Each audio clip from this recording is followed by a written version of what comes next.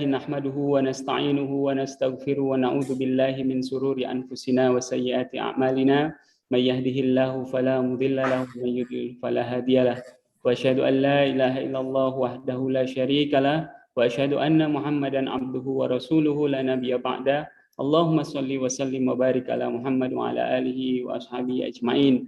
Bapak Ibu, sahabat-sahabat sekalian, segala puji hanya milik Allah, kepadanya kita memuji, kepadanya kita meminta pertolongan, dan kepadanya kita berlindung dari keburukan-keburukan kita.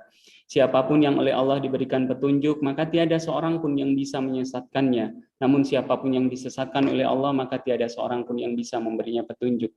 Salawat dan salam semoga tetap terlimpahkan kepada Nabiullah Muhammad SAW, beserta para keluarganya, para sahabatnya, dan tentunya kita para pengikutnya. Bapak Ibu, sahabat-sahabat sekalian, puji syukur siang ini Allah masih berikan kesempatan kepada kita untuk bisa bertemu, bersilaturahmi bersama rekan sejawat sekalian dalam rangka halal bihalal atau silaturahmi Syawal. Karena Allah masih berikan paling tidak dua macam nikmat kepada kita. Yang pertama, Allah masih berikan kepada kita nikmat sehat. Bapak Ibu, sahabat-sahabat sekalian, betapa orang menyadari bahwa nikmat sehat itu jadi terasa lebih bernilai ketika kita sudah kehilangan. Mata kita ini mungkin sekarang seperti tidak ada harganya. Kenapa? Karena masih berfungsi dengan baik. Ginjal kita mungkin sekarang kita anggap murah sekali. Kenapa? Karena masih berfungsi dengan baik. Tapi ketika dokter mengatakan ginjal kita sudah menurun, harus dibantu dengan alat cuci darah, maka pada saat itu baru terasa betapa mahalnya ginjal kita ini. Oleh karena itu, kata Nabi, ada dua macam nikmat yang kebanyakan orang sering lupa. Yang pertama adalah nikmat sehat. Sehingga dengan acara hari ini, itu sebenarnya kita sedang berusaha untuk mensyukuri nikmat sehat itu. Kita silaturahmi Syawal, kita saling berdiskusi, saling memaafkan, itu adalah bentuk bahwa kita menggunakan nikmat sehat itu untuk kebaikan. Gitu. Karena waktu itu tidak ada waktu yang netral. Jika waktu kita diisi dengan tidak diisi dengan kebaikan, isinya pasti keburukan. Itu yang pertama. Yang kedua, kita oleh Allah masih diberikan nikmat usia, ya, nikmat umur. Itu betapa banyak, ya. Barangkali yang tahun lalu kita berlebaran dengan saudara kita, dengan tetangga kita, sekarang sudah dikuburkan. Ada yang tahun lalu barangkali bisa reuni, ya. Biasanya ada keluarga reuni halal bihalal, tahun lalu masih bisa bertemu, tapi tahun ini saudaranya sudah dikuburkan. Kita masih diberikan kesempatan itu untuk kita gunakan sebaik-baiknya, mengisinya dengan kebaikan. Bapak Ibu, sahabat-sahabat sekalian, saya hanya ingin menyampaikan 3 poin. Ya, jadi di waktu yang singkat ini saya ingin sampaikan 3 poin. Dan 3 poin itu paling tidak menjadi indikator bagi kita bahwa Ramadan kita itu berhasil atau tidak. Nah, nanti kita akan korelasikan dengan tema kita, menjaga amanah, menjaga berkah. Jadi paling tidak setiap orang itu pasti mengikuti atau menjalankan ibadah Ramadan itu sudah berkali-kali. Jadi kalau yang usianya 20 tahun, dia mungkin kalau usia balik 15 tahun, dia Ramadan mungkin sudah 5 kali. Yang usianya 30 tahun, dia sudah 15 kali puasa Ramadan. Yang usianya 40 tahun, sudah 25 kali. Nah, pertanyaannya adalah, sudahkah berbekas Ramadan itu ibadah-ibadah kita itu dalam diri kita? Jangan-jangan kita Ramadan itu kita jadikan hanya formalitas saja, ya udahlah 30 hari yang penting puasa, habis setelah selesai Syawal, ya udah selesai, kita kembali ke habitat kita masing-masing gitu. Padahal puasa itu harus paling tidak itu melahirkan 3 hal, ya. Jadi puasa itu, Ramadan itu harus melahirkan 3 hal. Yang pertama, Bapak Ibu, sahabat-sahabat sekalian, puasa itu harus melahirkan pribadi yang beruntung, ya. Jadi kita setelah puasa itu harus jadi orang yang beruntung, gitu kan? Karena kualitas manusia itu saya bagi jadi 4, Bapak Ibu, ya. Nanti kita cek kira-kira kita termasuk yang mana. Jadi manusia itu kualitasnya ada 4. Yang pertama adalah su'ul bidayah wa su'ul khotimah. Ini seburuk-buruk manusia. Orang yang awalnya buruk dan akhirnya juga buruk. Jadi sejak balik dia tidak pernah menjalankan ajaran agama, kemudian tidak pernah sholat, semakin hari tidak semakin baik, tapi malah semakin parah, gitu kan? Artinya apa? Dia awal hidupnya sudah buruk dan dia meninggal dalam kondisi juga su'ul khotimah. Nah, ini seburuk-buruk manusia, kita harus hindari. Ya, kita berlindung supaya kita dan anak keturunan kita terhindar dari hal ini. Su'ul bidayah wa su'ul khotimah. Awal hidupnya buruk, akhir hidupnya juga buruk. Gitu kan? Itu yang pertama.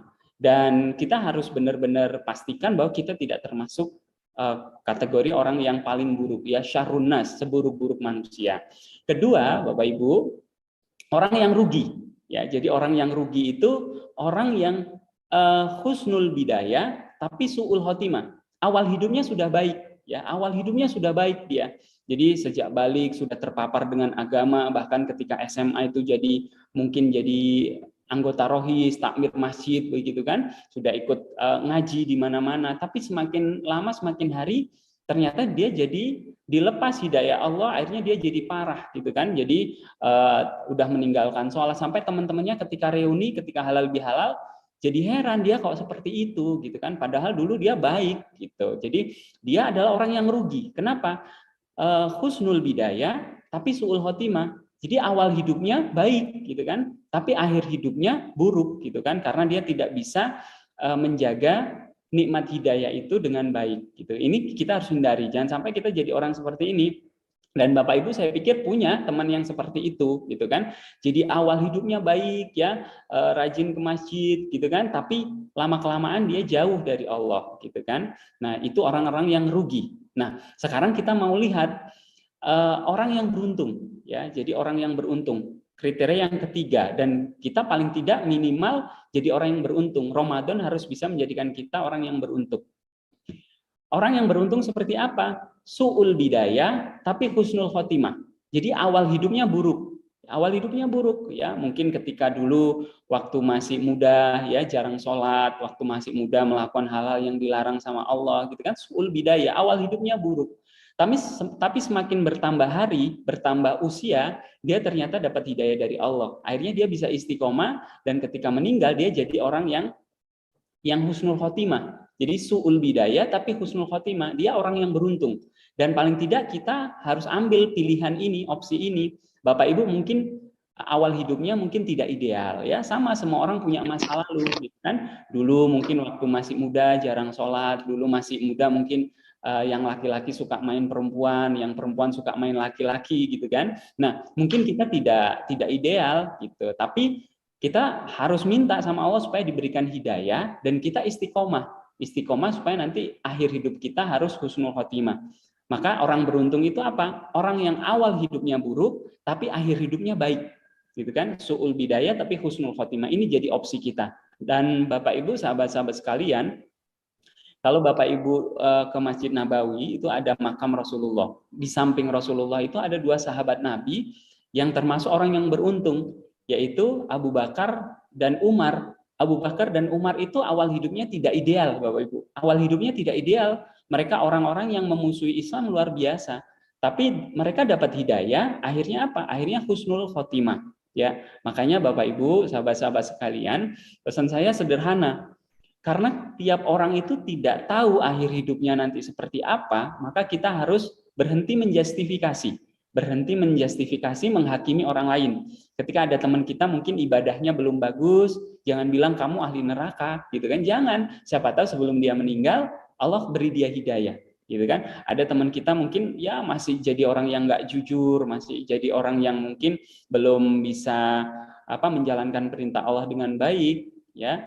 Kita doakan gitu kan, kita doakan supaya dia bisa husnul khotimah gitu kan. Nah, itu manusia yang beruntung. Yang ketiga, kita harus pilih opsi ini.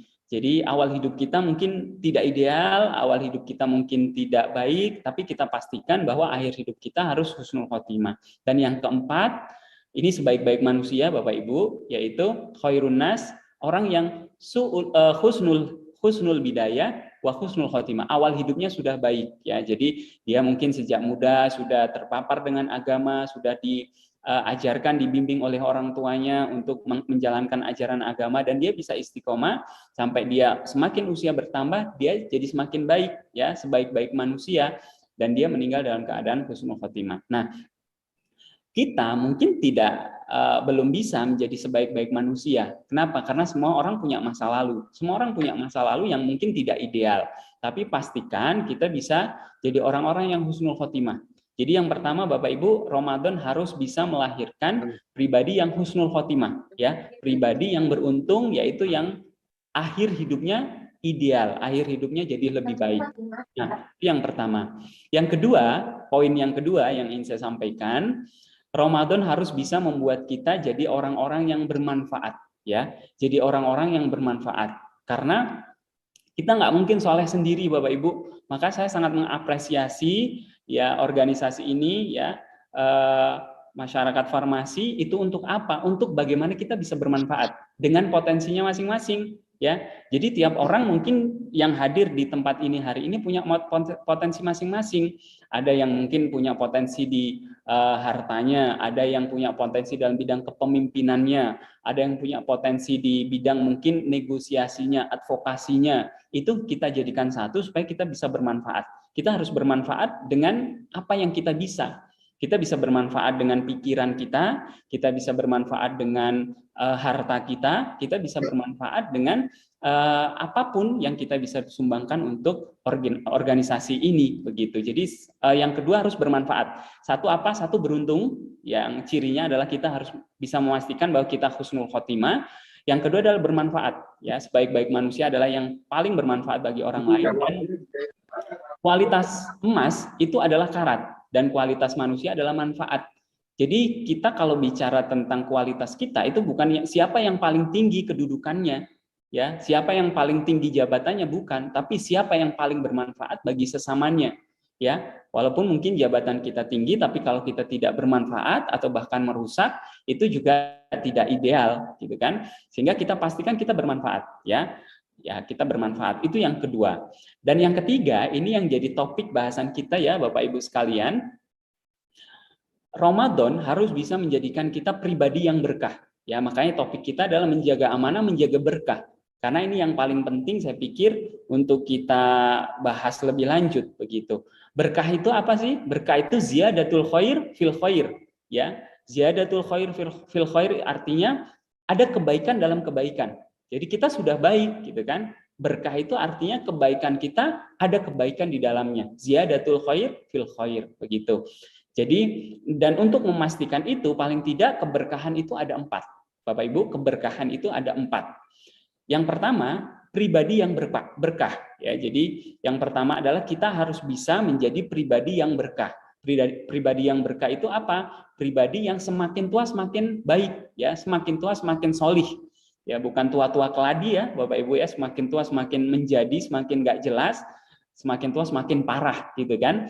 Makanya kita sering ketika ulang tahun, gitu kan, jangan didoakan, tidak harus doa panjang umur, gitu kan, tapi didoakan semoga umur yang tersisa berkah, gitu. Kenapa? Karena kalau panjang umur ternyata dipanjangkan umurnya jadi tambah parah, gitu kan, jadi tambah nggak jelas, gitu. Makanya doakan semoga sisa umurnya semakin berkah, ya. Karena satu, pribadi yang berkah itu semakin bertambah usia dia semakin solih, ya, semakin baik, ya. Tadi korelasinya dengan yang tadi itu yang mungkin su'ul bidayah tapi husnul khotimah. Satu, pribadi yang berkah. Yang kedua, pribadi yang berkah itu cirinya apa? Semakin solih, semakin tua semakin baik, semakin tua semakin solih. Kedua adalah harta yang berkah.